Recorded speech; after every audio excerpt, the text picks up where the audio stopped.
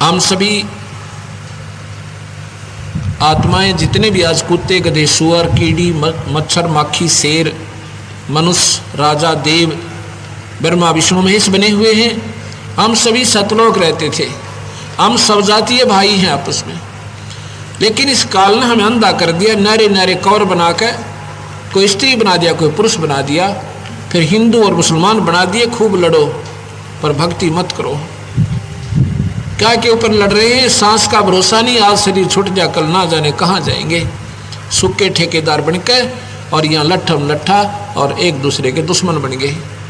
ज्ञानहीन होने तक हमने स्वयं नहीं मालूम हम कितना आए थे और काहे के लिए लड़ रहे हैं। स्वयं अपनी जान का भरोसा नहीं, कब मर जाएं। जैसे वो बाड़े कसाई के बकरे एक दूसरे के साथ ऐसे झगड़ते हैं, अपने बच्चों में प्यार रखते हैं। एक बच्चे को कोई दूसरा पशु उसको कोई छेड़ दे या उसका चारा खा ले तो दोनों माता पिता जाके उसके साथ घुलते हैं, लड़ते हैं।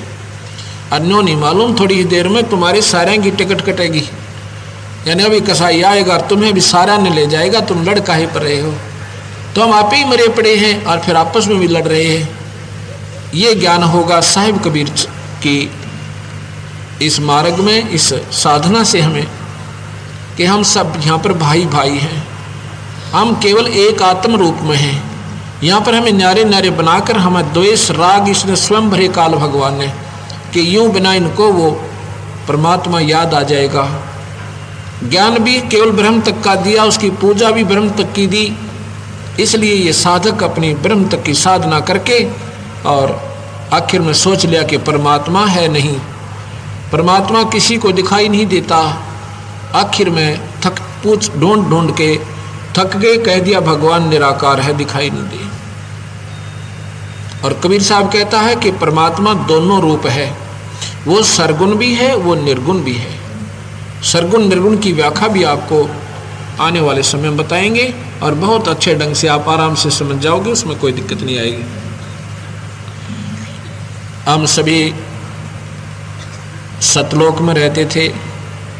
सतलोक के अंदर सतपुरुष, उसी को परम अक्षर ब्रह्म, उसको पूर्ण ब्रह्म और पूर्ण परमात्मा परमेश्वर नाम से उसी को जाना जाता है। पूर्ण परमात्मा वहाँ तीन रूपों में उस सतलोक से ऊपर भी रहता है। पहले ये भगवान अनामी नाम से स्वयं वही शक्ति अनामी लोक में रहता था। वहाँ से इन्होंने अपनी शक्ति से अपने तीन रूप बनाए और चौथे रूप में ये सतलोक में आकर रहने लगे। एक अगम लोक है सतलोक से ऊपर, उसके बाद अलख लोक है, अलख लोक के बाद फिर अनामी लोक है। वहाँ तीनों लोकों में वही ईश्वर अपनी ही वही एक ही परमेश्वर अपनी न्यारी स्थिति बनाकर रहता है। जैसे काल भगवान ने उसी सतलोक की यहाँ कोशिश की है नकल करने की। सतलोक में जब ये सतपुरुष आए पूर्ण परमात्मा, इन्होंने वहाँ की सृष्टि रची सतलोक की। शब्द उच्चारण किए 17। पहले शब्द से वहाँ सतलोक के सभी दीप तेज पुंज से रच दिए, वो कभी नष्ट नहीं होते। उसके बाद शब्द से ही अपने 16 पुत्रों की उत्पत्ति की और सभी पुत्रों को न्यारे न्यारे द्वीप देकर और वहाँ व्यवस्थित कर दिया। अचिंत नाम का सतपुरुष का पुत्र है, उससे कहा कि तुम यहाँ की अन्य सृष्टि रचो मेरे हुक्म तक। अचिंत ने एक शब्द उच्चारण किया प्रेमानंद, उससे इस अक्षर पुरुष की उत्पत्ति हुई पारब्रह्म की। पारब्रह्म को आदेश दिया अचिंत ने कि परमात्मा का हुक्म है कि यहाँ सतलोक की निम्न सत बाहर ली, ये तू सृष्टि रच। और इसको उसके बाद क्या हुआ कि ये पारब्रह्म अक्षर पुरुष, पुरुष माने भगवान, अक्षर भगवान यानी पारब्रह्म, ये एक अमृत सरोवर में ऐसे खुशी के साथ उसमें चला जाता है और वहाँ पर मस्त हो जाता है। काफी समय तक बाहर नहीं आता है। सतपुरुष ने देखा कि सृष्टि नहीं रची जा रही, तो उन्होंने अपने शब्द से एक अंडा बनाया, अमृत तत्व से अंडा बना करके उस जल में डाला जिसमें ये पारब्रह्म सो रहा था। उस अंडे की गड़गड़ गड़गड़ की आवाज से अक्षर पुरुष की आंखें खुल गई, यानी वो जाग गई।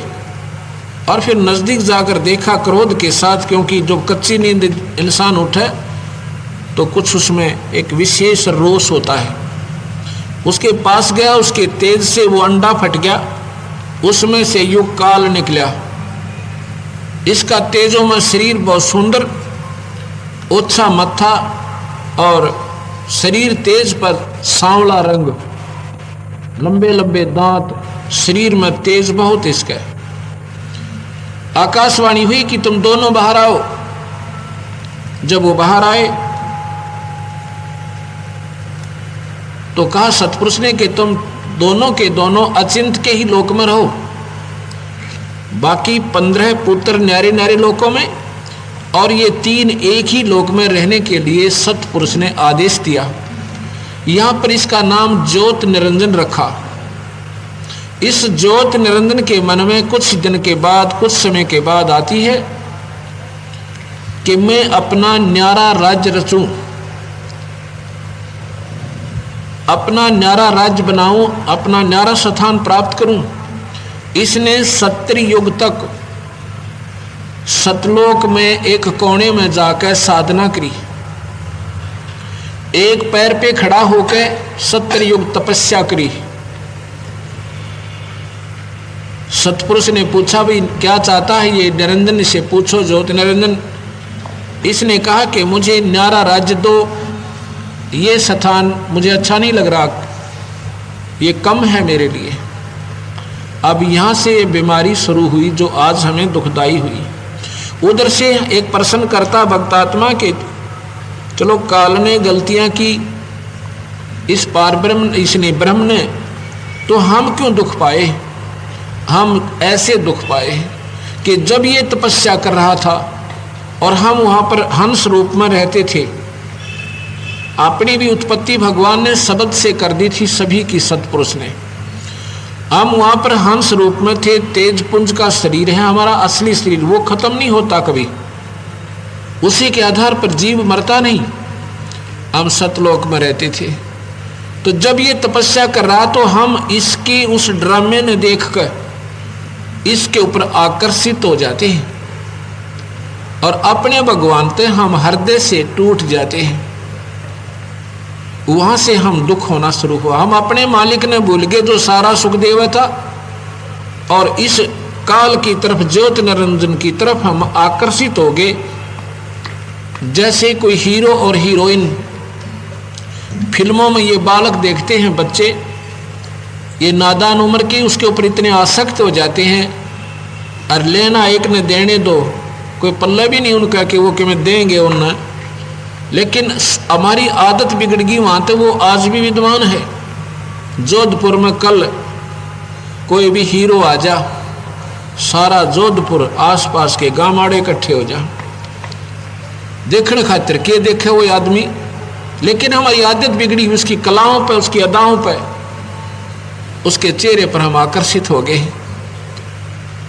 ऐसे ही हम अपने उस भगवान ने भूल गए जो हमें सुखदाई था, हमारा मूल भगवान है, जो असली पति है हमारा। और इस नकली पति में, इस नकली मालिक में हमारी आस्था बन गई। परमात्मा देखते रहे, इशारा भी करते रहे कि नादान तुम अपनी मस्त रहो अपनी क्रिया में, इसको करने दो, इसकी करनी इसी को मिलेगी। लेकिन हमने ऊपर से हम ऐसे चुप हो जाते जैसे स्कूल में अध्यापक डांट दे कि शरारत मत करो, आराम से बैठ जाओ। हम बैठ जाते, पर अंतःकरण से वही हमारी आस्था बन गई।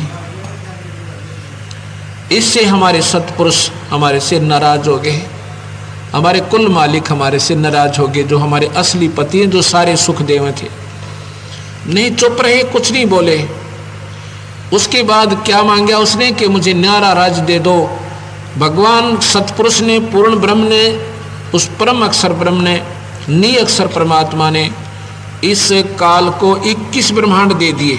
ये जो आज हम जिनमें बैठे 21 ब्रह्मांड समझो, 21 प्लाट मिल गए आप उसको।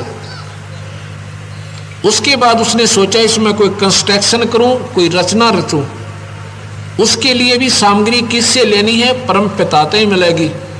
सत्ययुग तप उसने फिर किया।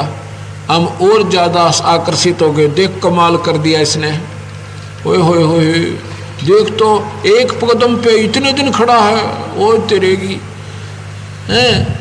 और हम उस पर आकर्षित हो गए। फिर क्या मांगा उसने कि भगवान मुझे सृष्टि रचने की सामग्री दो, मैं अपना नारी अपने कंस्ट्रक्शन करूंगा, रचना करूंगा।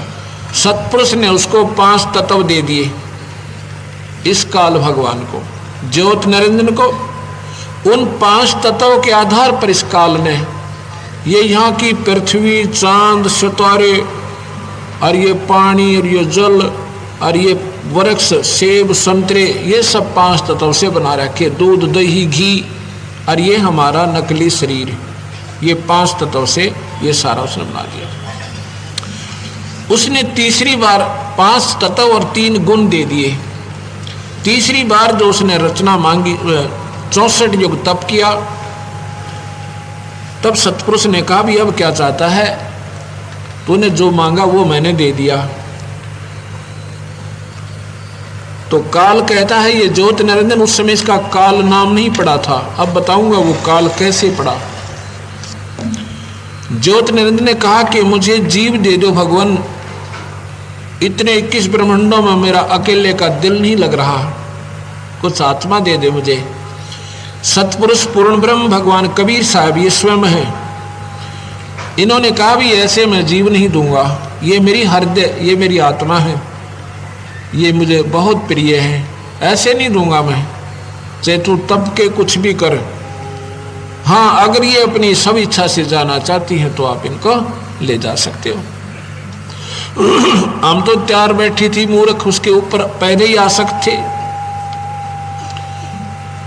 तो उसने आकर पूछा, हमारे से कहा कि हम एक न्यारा स्थान बनाएंगे, वहाँ स्वर्ग बनाएंगे, वहाँ बढ़िया बढ़िया मेवा होंगी, ऐसे होंगे, दूधों की नदी होंगी हैं, और ऐसे मौज करेंगे, चलोगे?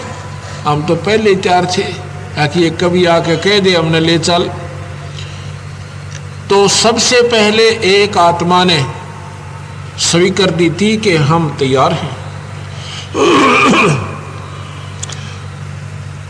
सबने कहा कि हम तैयार हैं। तो उसने कहा कि हे पिताजी, हे सतपुरुष, ये सब तैयार है मेरे साथ चलने के लिए। सतपुरुष ने कहा क्यों भाई, तुम जाना चाहते हो इसके साथ? बाकी सेम गए, एकदम चुप हो गए। एक आत्मा ने सबसे पहले स्वीकृति थी, जो इस पर ज्यादा आसक्त थी। उसने कहा कि हम तैयार हैं। तो ऐसे फिर हमने सभी ने स्वीकृति दे दी। जिसने सबसे पहले स्वीकृति दी थी उस आत्मा को इस सतपुरुष ने, पूर्ण परमात्मा ने, एक युवा लड़की अपने शब्द से बना दिया और नूरी शरीर दे दिया उसको। उसके अंदर हम सब जीवात्मा, या कुत्ते, गधे, चींटी, मच्छर, माखी जितने भी बने हुए हैं, इन सभी को अपनी शब्द शक्ति से उस माई में, प्रकृति देवी में, अष्टंगी में, दुर्गा में अंदर फिट कर दिए। इस सारे 21 ब्रह्मांड के जितने भी जीव हैं, असंख्यों, अरबों, खरबों, करोड़, असंख्यों जीव हैं, इनका असली सूक्ष्म जीव इतना है, जैसे जो जीव हमने दिखाई नहीं देते और डॉक्टर लोग दूरबीन से देखते हैं, उससे भी सूक्ष्म रूप है अपना असली। हाथी में भी वही है, जीव है, और वो नहीं दिखता, वो भी उतना ही है। उससे भी हम और ज्यादा सूक्ष्म हैं। इस सभी प्राणियों को एक माचिस देखी होगी आपने, माचिस। उस माचिस के आधे से भी आधे हिस्से में ये सारी आ सकती हैं। ऐसे उस सतपुरुष ने, पूर्ण परमात्मा ने उस प्रकृति के अंदर ये जीव प्रवेश कर दिए और कहा, पुत्री अब तू जा, और एक बात सुन लो तुम सारे के सारे, अगर तुम वहां कष्ट पाओ, तुम दुखी हो, तो मुझे याद कर लेना, मैं तुमने फिर ले आऊंगा। कैसे करना याद? ये सतनाम और ये सारनाम भूलना मत। सतनाम है कोड नंबर है और सार नाम है असली नंबर है फोन का, टेलीफोन का। ये दोनों मिलकर बात करेंगे जब बात बनेगी, क्योंकि हम बहुत दूर हैं। ये एसटीडी से बात बनेगी और इस काल भगवान ने ये दोनों मिटा दिए। इनकी जानकारी भी नहीं छोड़ी कि कहीं न बेरा पट जाए, कदे वापस ना चले जा। सतनाम और सारनाम समाप्त कर दिए, हमारे हृदय से उतार दिए। ये किसी शास्त्र में नहीं पाए। वेदों में केवल ओम मंत्र, गीता जी में ओम मंत्र, ये काल तक की उपासना, बस ब्रह्म तक की। आगे बताता हूं। तो सब हम खुश हुए, ठीक है ठीक है जी, हम इनको याद रखेंगे, बोलने को ना। जैसे बच्चा मेले में जाकर है ना, अरे घर के कहते हैं भाई वहाँ दुख बहुत होगा, बहुत पैदल चलना पड़ेगा। पहले पुराने समय में जैसे जाते थे, मेले की ज़्यादा आकर्षण होता था। तो बच्चा तो नहीं कहा ना मैं ठीक से मैं चला जाऊँगा, चाहे कितना तंग पावे। लेकिन वहाँ जाओ जो बेरा पटा पैदल चाल और धूलम धूल, प्यासा मर जा, रोटी ना मिले। तो यहाँ हमारे साथ फिर नहीं बन गई। जब तक चा चढ़ गया यान का, हमारे बहुत उमंग भरी। जब ये लड़की उसके अंदर जीव प्रवेश करके सतपुरुष ने सहज दास अपने पुत्र के माध्यम से कहा कि पुत्र, इस प्रकृति ने निरंजन के पास छोड़ा,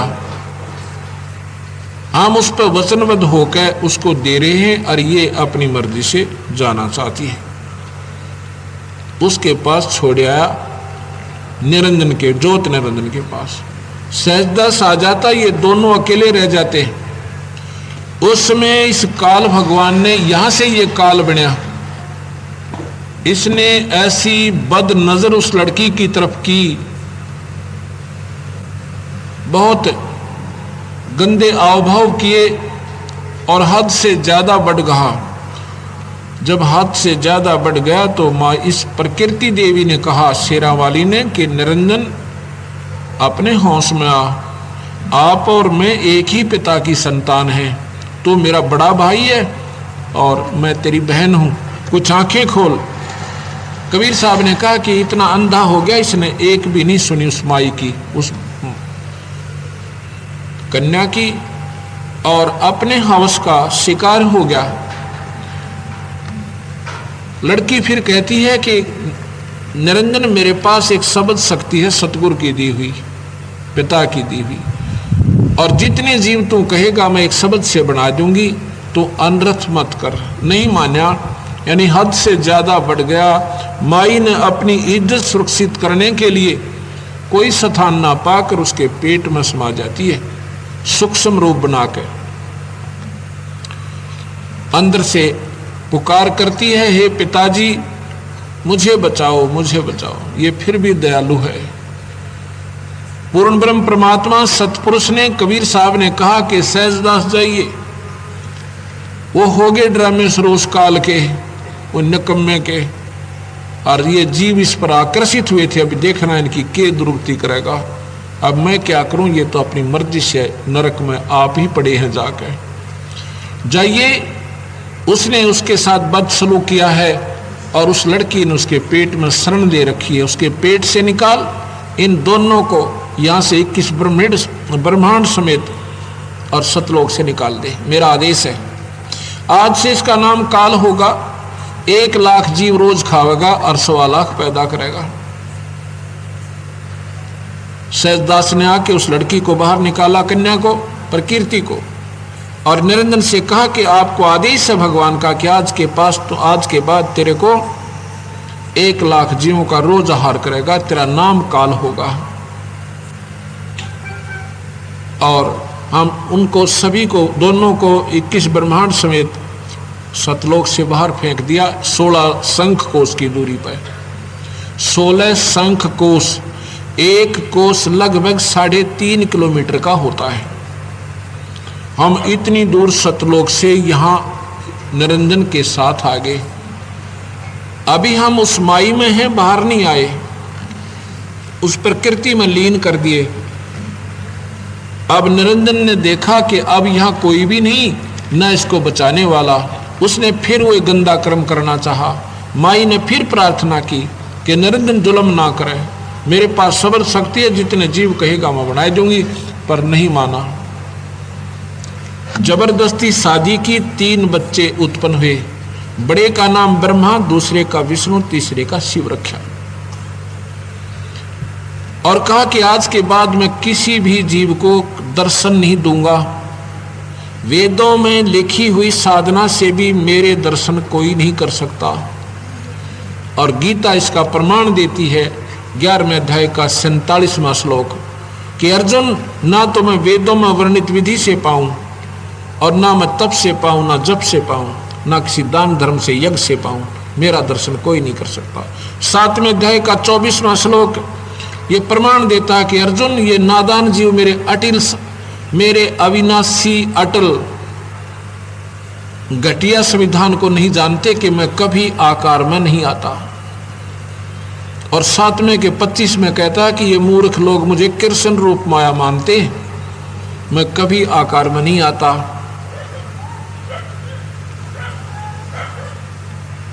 तो वहां क्या होता है, तीनों बच्चे जब सयाने हो जा, काल ने कहा कि जब ये बच्चे सयाने हो जाए इनको सागर मंथन पर भेज देना।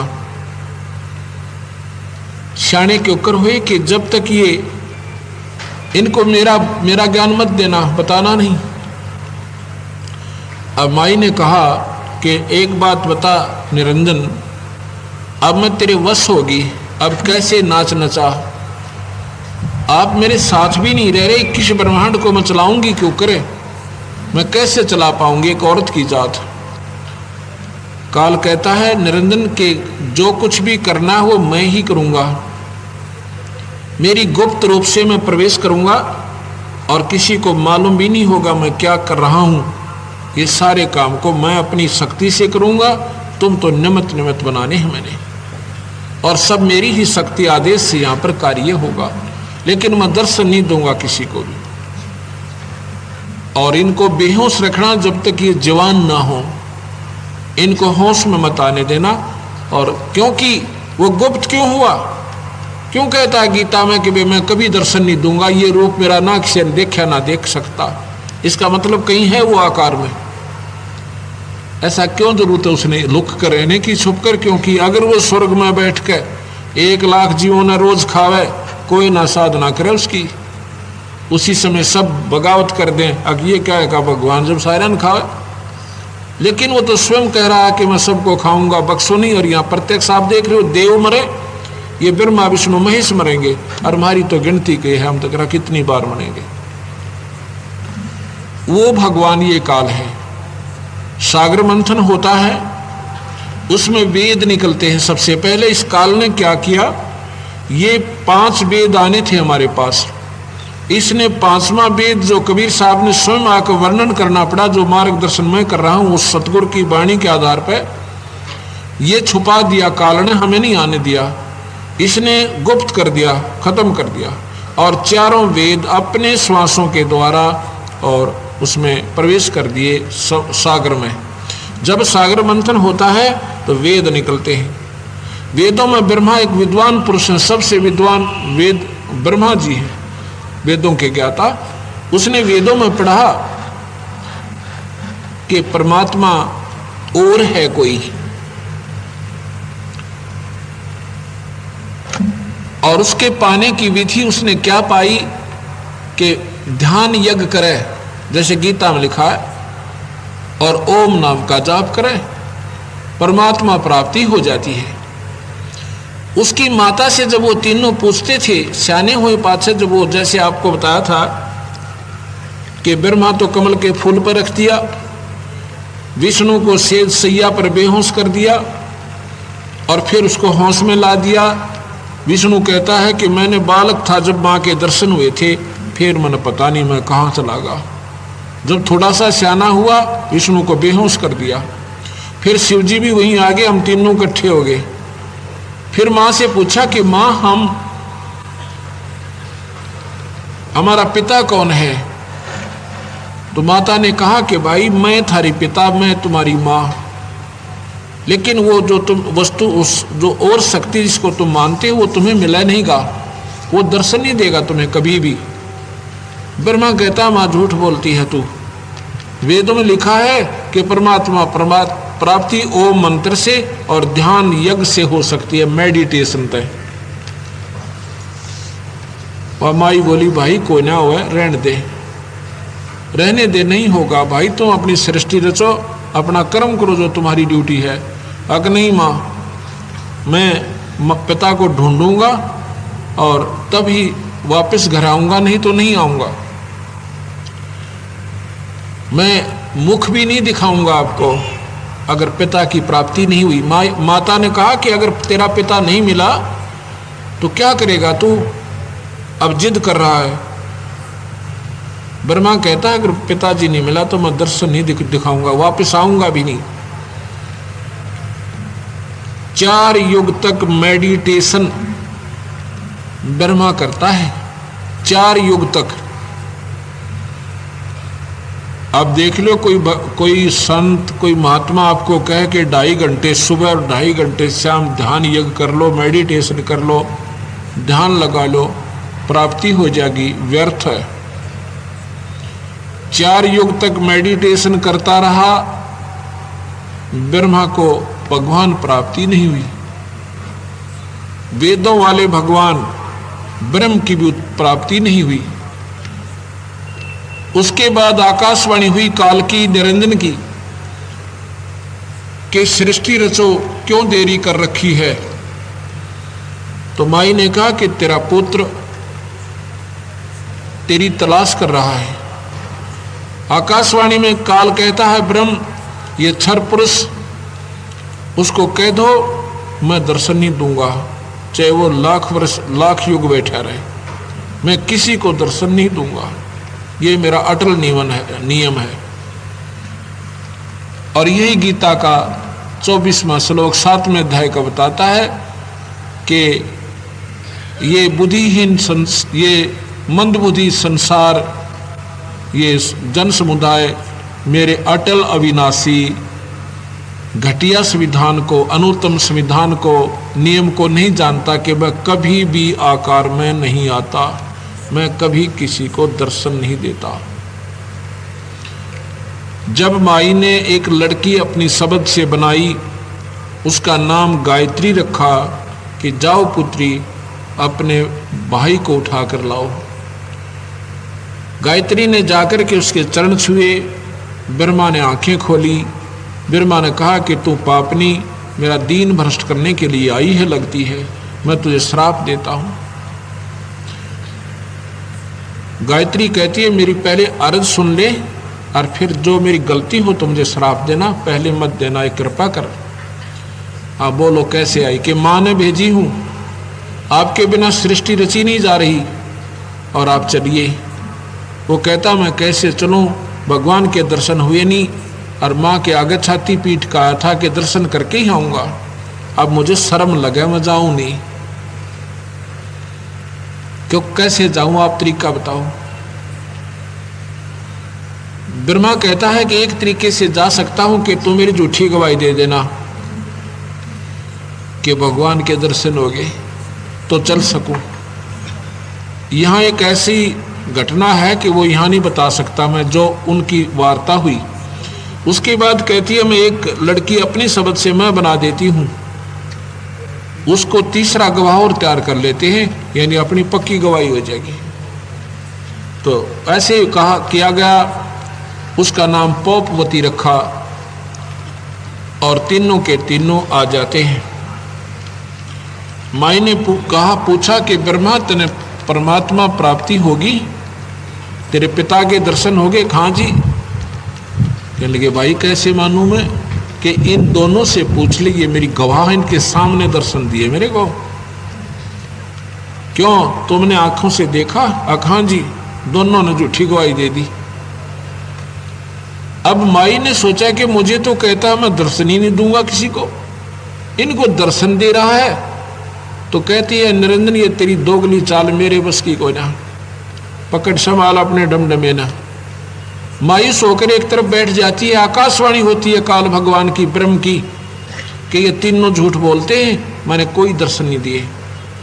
जब आकर वो माई, जब सत्य का बेड़ा पट जाए ना, करड़ी होकर आई कि नादानों मुझे आकाशवाणी हुई है उस परमात्मा की, ब्रह्म की, और कहा कि ये झूठ बोल रहे हैं। फिर वो तीनों सहम गए, घबरा गए, हंसने लग गए, कहने लगे माता ये आ नहीं रहा था, इसने कहा कि तुम झूठी गवाही दे देना, मैं चल पड़ू नहीं तो शर्म आएगी, हमने झूठ बोल दी। माँ ने श्राप दे दिया कि निकम्मे तेरी आज के बाद पूजा नहीं होगी, तो कपटी है, झूठा है, ब्रह्मा की पूजा माई ने श्राप दे दी, तेरी पूजा नहीं होगी। इससे ब्रह्मा बेहोश हो जाता है कि देख छोटी सी बात का कितना भयंकर परिणाम मिला। और गायत्री को श्राप दे दिया कि तू गाय बनेगी, तेरे 5-5 पति होंगे। और पौपवती को श्राप दिया कि तू गंदी बूटी बनेगी, जो गंदे स्थल पर उपजा करेगी। उसके बाद काल ने कहा कि माई ने कहा, विष्णु को बुलाया, कहने लगी बेटा आप भी ढूंढ लो अपने पिता ने, कहीं फिर बीच में ना बाधा बन जाओ। विष्णु चल पड़ता है अपने पिता की तलाश में।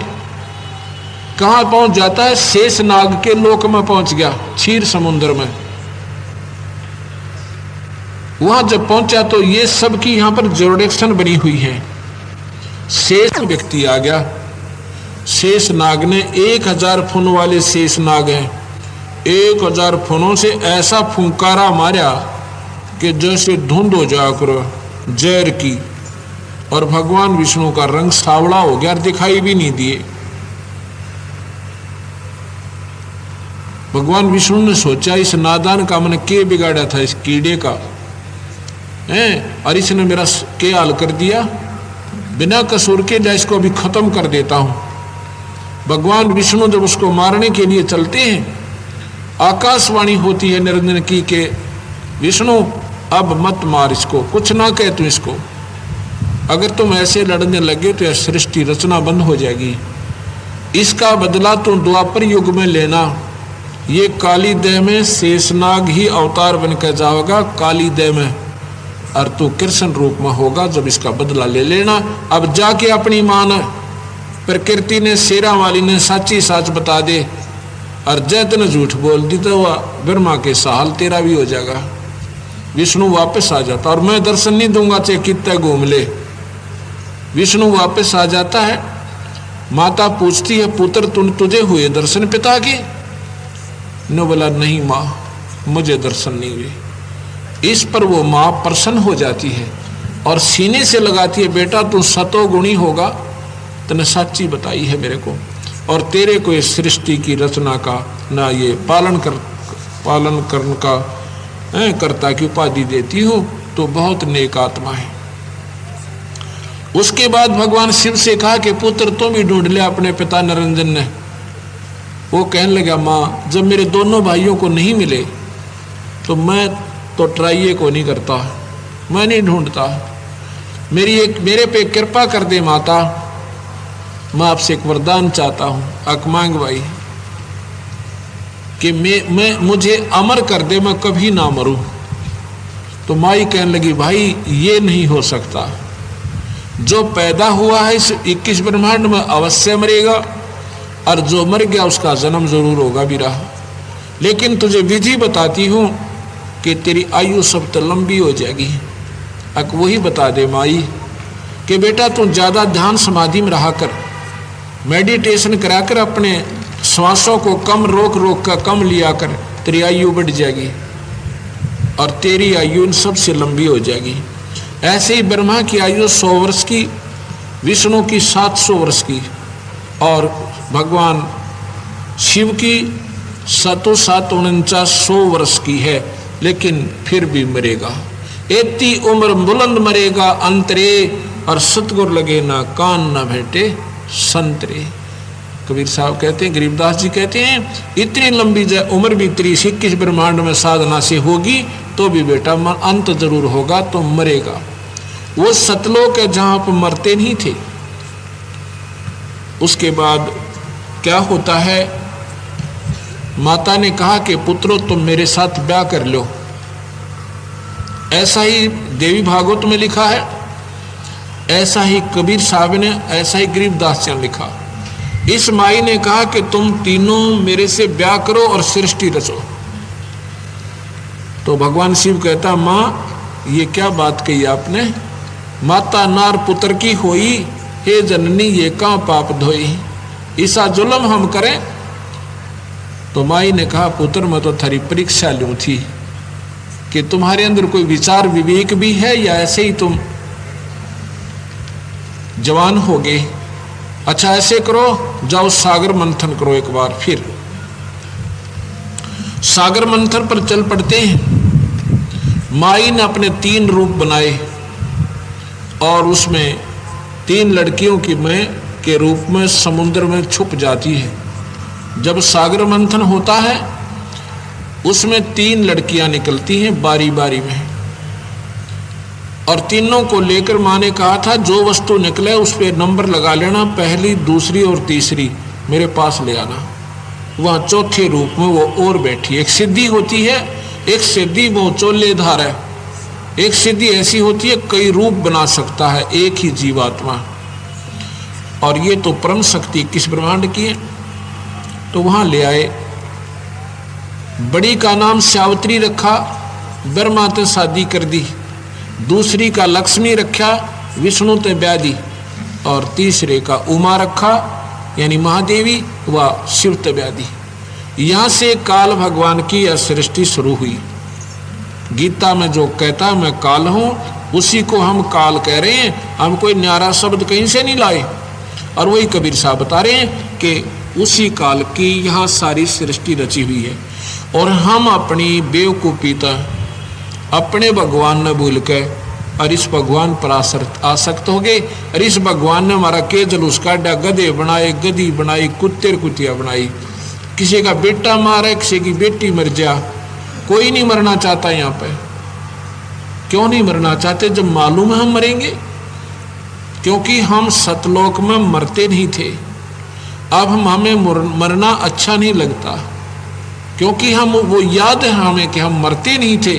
अब यहाँ मर क्यों रहे? तो ये इतना हमारे को यहाँ पर भूल भलैया में इस काल भगवान ने डाल दिया। अब यहाँ सतगुरु महाराज कहते हैं कि इस काल के लोक में जीव कोई सुखी नहीं। यहाँ पर मरना और जीना लगा रहेगा, और जब तक हम सतलोक नहीं जाएंगे तब तक ऐसे ही हमें दुख होता रहेगा। यहाँ कबीर साहब के द्वारा काल का अंग है। ये 10 मिनट का सत्संग आपको और सुनाता हूँ।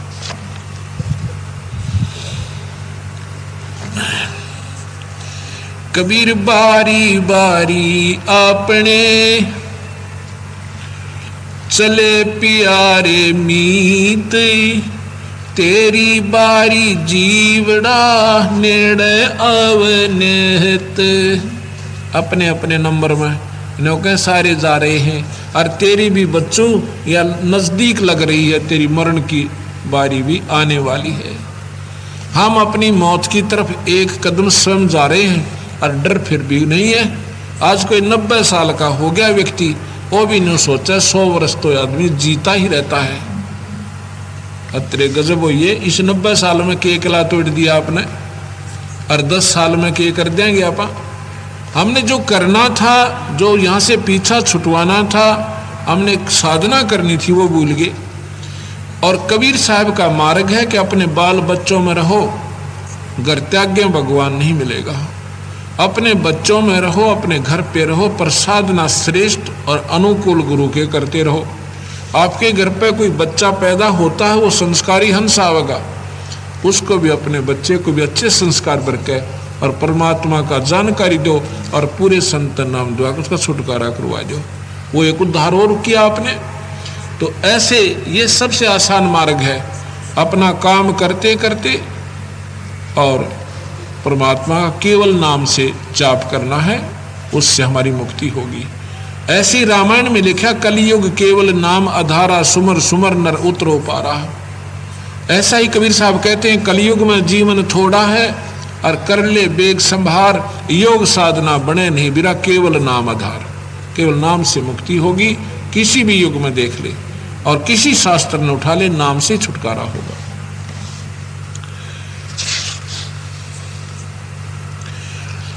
कबीर फागण आवत देखे कह बन रोवे मन माही, वो ऊंची टेढ़ी पात थे इब पीले हो जाही।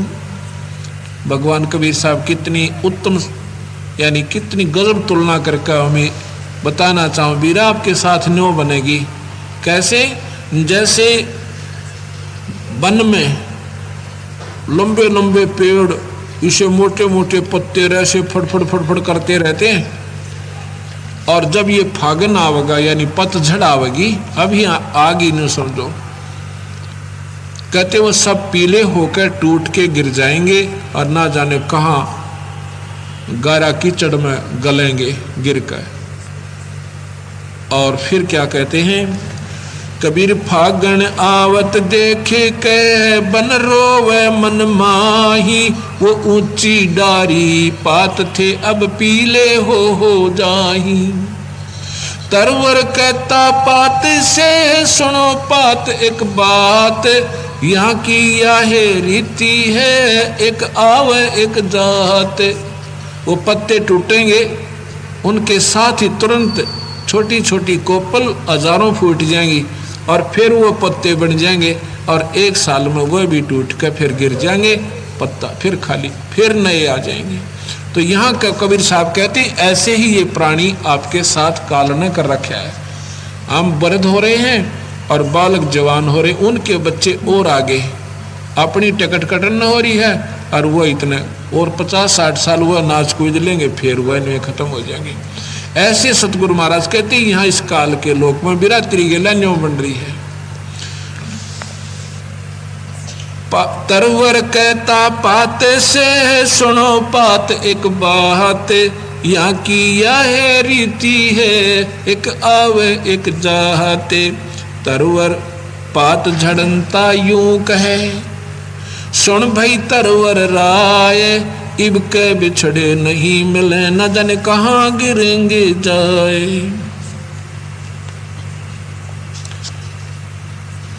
कबीर साहब कहते हैं भाई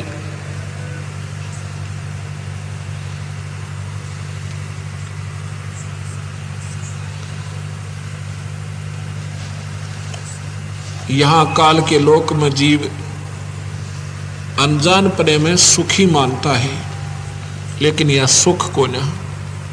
कबीर झूठे सुख को सुख कहे यो मान रहा मन मोद, ये सकल चबीना काल का कुछ मुख में कुछ गोदे। ओए होए भाई, बंदी छोड़ के तुम झूठे सुख न सुख मान रहे हो। पीछे गुजरात में क्या हुआ था भाई, आपने याद कोई नहीं मेरे ख्याल में। गुजरात में के अनर्थ हुआ था।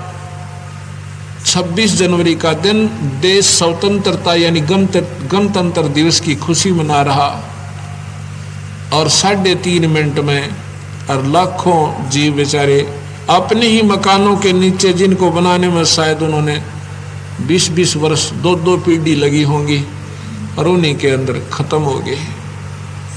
अब बंदी छोड़ के भाई इस झूठे सुख ने सुख मान रहे हो, यहाँ पर ना जाने कब के बिजली पड़ जा। पीछे उसमें उड़ीसा में कितना भयंकर समुद्री तूफान आया था। श्याम ने बेचारे अपनी सोचो उम्मीद ला कर सोए थे, अपने बच्चा ने न्यू करेंगे, सभी की ऐसे हमारी आस्था है, और सुबह उनकी लाश तरती मिली थी। यहाँ बंदी छोड़ कहते हैं झूठे सुख को सुख कहे यो मान रहा मन मोद, ये सकल चबीना काल का कुछ मुख में कुछ गोदे। मुख में तो वो है जो रोज 1000 का पूरा कर ले, 1 लाख पूरे कर जाता है, वो तो मुख में आ गए। और बाकिया ने झूठे लालच दे के ये तेरा बेटा है या तेरी बेटी, और ये तेरी संपत्ति, और ये तेरा राजपाट, मौज करे। और नंबर आवेगा जब 1 सेकंड भी ना लगे, उसी समय चले जाएंगे। यहाँ सतगुरु महाराज कहते हैं बेटा जाया खुशी हुए खूब बजाए थाल, आवन जन लाग रहा जो कीड़ी का नाल। ओए होए होए। बंदी छोड़ने को कहे कि भाई जब पुत्र हुआ कितनी खुशी मनाई है भाई, क्या की खुशी मनाओ, ये तो आना जाना न्यू लग रहा है जैसे कीड़ी का नाल। आपने चींटी देखी होंगी काली काली छोटी छोटी, कोई इधर भाग रही है लाखों की संख्या में न्यू भाग रही है, उस समय को इधर उधर से हो रही है। कहते ये तो तेरा न्यू बन रही है, 1 लाख जा रहे हैं और 1.25 लाख आ रहे हैं उसी रास्ते पे। 1 लाख रोज जा रहे हैं, ज्यादा तो ये जैसे मनुष्य है ना, ये 1 लाख तो रोज गिन कर वो खाता है।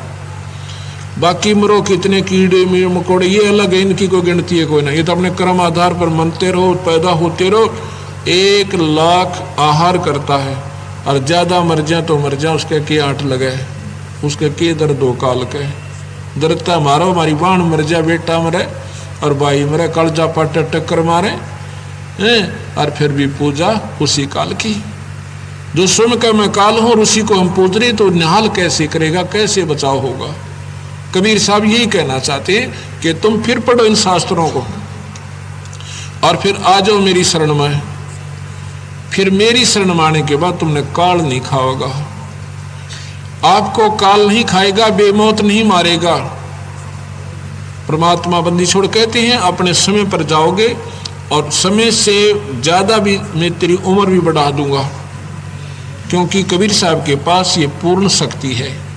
ये फांसी की सजा को भी, जैसे राष्ट्रपति होता है ना, फांसी की सजा भी माफ कर सकता है और अन्य सजा तो उसके लिए बाएं हाथ का खेल है।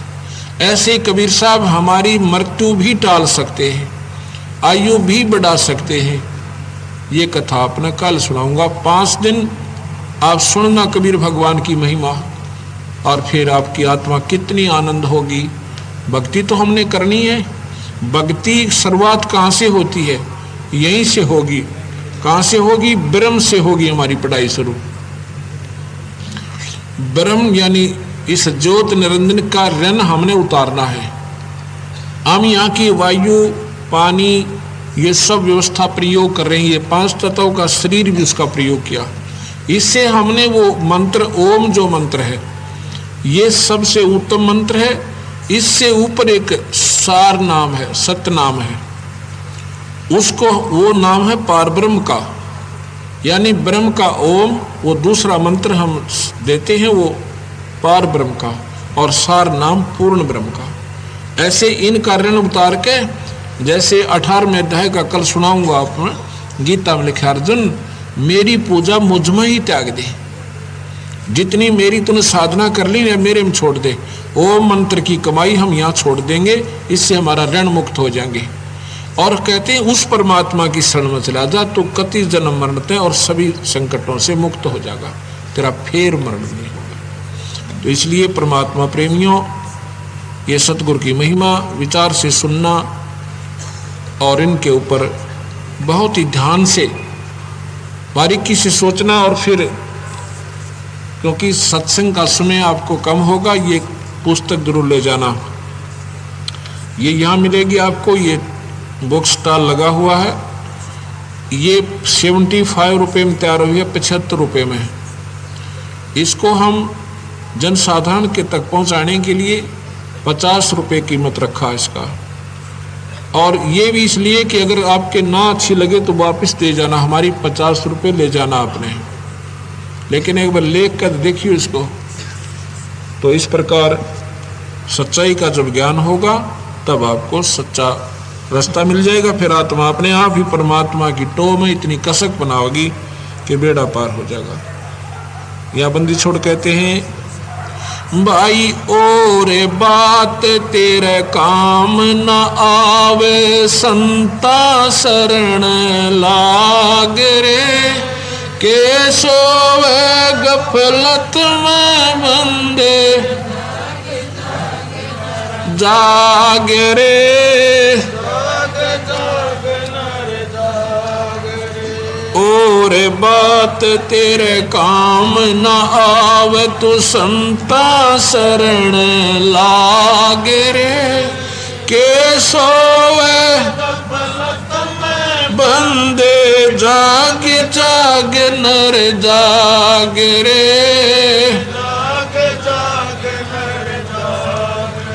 इस तन सरायम जीव मुसाफिर करता रहे दिमाग रे, तन सरायम जीव करता रहे दिमाग रे, रात बसेरा कर ले डेरा, चल सवेरा त्याग रे, चल सवेरा त्याग रे, और बात तेरे काम न आवे, तू संता शरण लाग के सोए गफलत में बंदे,